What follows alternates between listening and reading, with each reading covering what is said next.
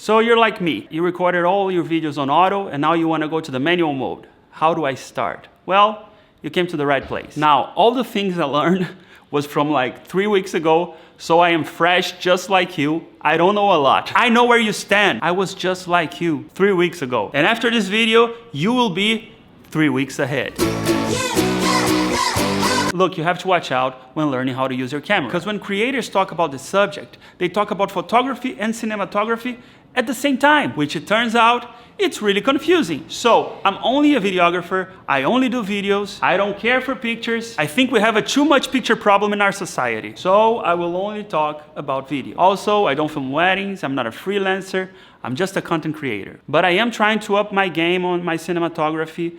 I think it will help my channel, and I also want to talk about gear. I like the things I buy and I want to talk about it. I am using an A7C, but you can use any Sony camera for this video. Woke up in the country lane. The first thing you do is you put on that movie thing on your camera. I don't even know the name. This is the manual mode of video on your camera. That's where you start. Then you go to exposure and put it on manual. This part is really confusing because if you just put on the video mode, it's still on automatic mode. So you need to put on video mode and manual exposure. Don't know what happened, I don't know. Now you want to record in 4K. For the A7C, there's only one format, and I think it's compressed. For the Sony FX3, there's like this option, which the file is bigger, but it flows better on DaVinci Resolve and Final Cut. So it's your choice. You see what works better for you. I have just one choice, because I have the A7C. If you want to shoot in 4K, you will need the Pro Grade 256 memory card.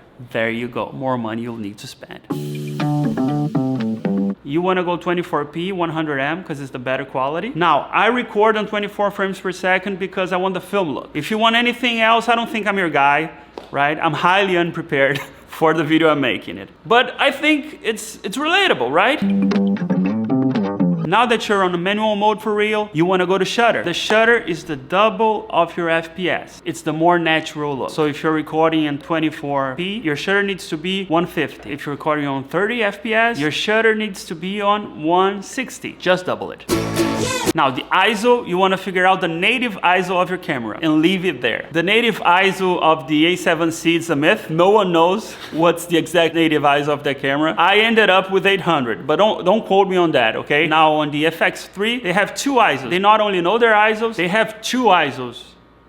Those rich bastards. The native ISO, it's 800 and 12,800. Then again, if you bought an FX3, you already know those things, right? Like if you bought an FX3 and you're watching me, dude, you made a lot of wrong choices on your life. You should have started with like a cheaper camera. Nah, I'm joking. By the end of the video, you will learn how to use your FX3. So you leave the shutter at 150 and you leave the ISO on the native ISO. And then you use ND filters to correct your exposure, which I don't have, of course. So I put my aperture at f8 instead of f4. It is what it is. Let's see how it turns out. You use something gray like this to get the balance correct, and you balance out with the key light. You turn off all the lights in the back. It's not helpful. The key light is the main light that is coming at you. Now, it's written on the camera, right? The daylight is daylight, the cloudy is cloudy, and if you're not sure, just use auto. Now, if you're recording at night, you need a light and a softbox, which I also don't have. I am planning to buy the Amaran Verge Max. This one is just like flat, and I think it works great. But if you want a more traditional one, I would recommend the Amaran 60XS. And the softbox, the Light Dome Mini 3. Now anything above that, it's gonna be clunky and a lot of work to use. It's above my pay grade. I don't have the attention span to use that type of equipment. And who has the time for that?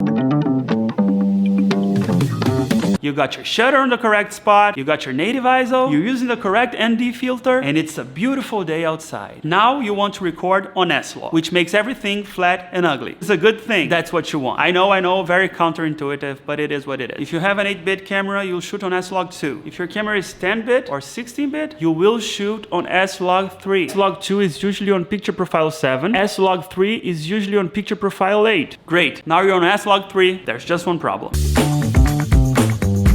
Now, to shoot on S-Log, it's all flat and it's hard to shoot. So you will turn on the zebra mode. Every time there is a stripe, it's bad. You want no stripes. I am a very knowledgeable person. I think when you have like the stripes, it's like overexposed. Not sure, I think that's it. Correct me in the comments. If you have skin tones like mine, put your settings on 70. If you don't have skin tones like mine, I have no idea your settings. You need to look it up. I am really sorry to leave you hanging. I'm sorry. If you want to be a good cinematographer, make sure to record on the magic hour. That's when the sun is rising and when the sun is setting. And if you want to be a sneaky cinematographer, there's an app that tells you exactly where the sun will be depending on the time of the day. It's called Sun Position. So now you did it. You made your video. You worked up the movie magic. What now? Well, you're gonna put on your editing software and then you apply a LUT. Now, the LUT thing, I didn't understand at all. Because, okay, so where do I get the LUT? You get your LUT from a creator. But how the hell did he create the LUT?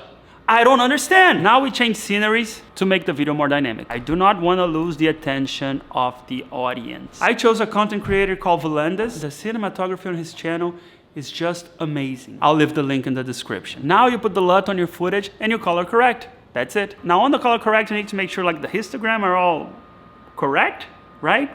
You don't want the blue thingy and red thingy go up. You want it to be like this. But color correction is mostly your eyes. Like the way you see the world. Like look at the colors and see if it's pleasing. What emotions are you trying to convey? Color correcting, it's the time where you will do your creative choices. How do you want the film, your video to look? This is it. This is literally all I know. If you wanna subscribe, I make other types of video. I don't only talk about cameras. I talk about cameras and I make like vlogs and I make stuff.